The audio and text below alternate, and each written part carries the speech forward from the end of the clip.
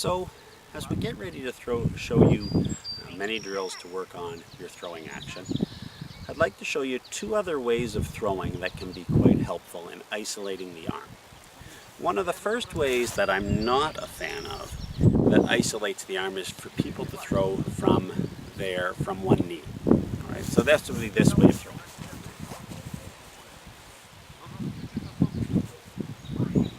So there's that one knee, and they throw the ball. I'm not a fan of throwing from one knee. It's not the worst thing, but I'm not a fan because it so restricts the hips that in essence you're teaching yourself how to throw without the hips.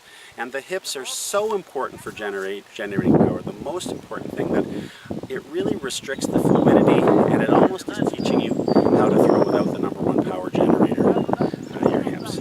So I've got a couple of other ways that restrict the hip action, but not completely, so that you have a little bit of fluidity in the throw, can isolate that arm, but not in a way that I believe teaches you bad habits in your throwing action. One of the first ways which I do, and I'll actually start with the one that I use the least, and that's throwing from your both knees together on the ground.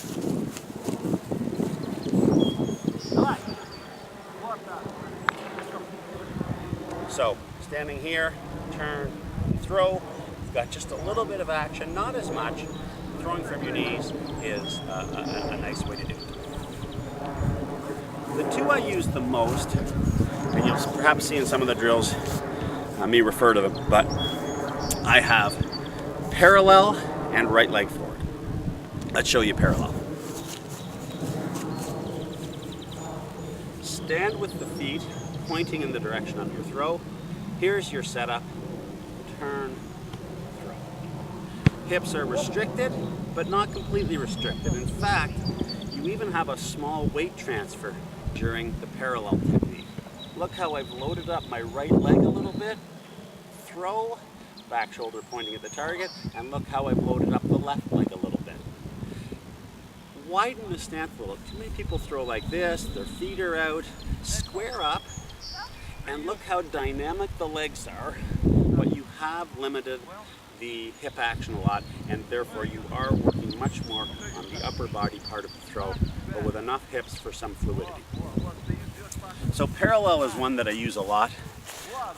Right leg forward I don't use quite as much, but it is a good one for accentuating the arm action. It also is good by putting the right leg forward. We're going to accentuate the finish of the throw in terms of having that right hip through. So the right leg forward can help accentuate the arm, but it can also accentuate the feeling of the finish of the throw and how much you want your right leg forward. I put my right leg forward.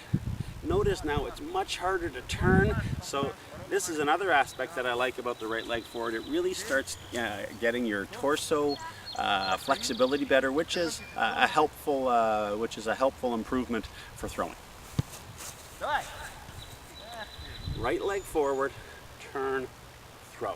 Notice again when I finish, my hips are nicely turned, and so we get this feeling of the finish that you want in terms of the throw. So that's right leg forward.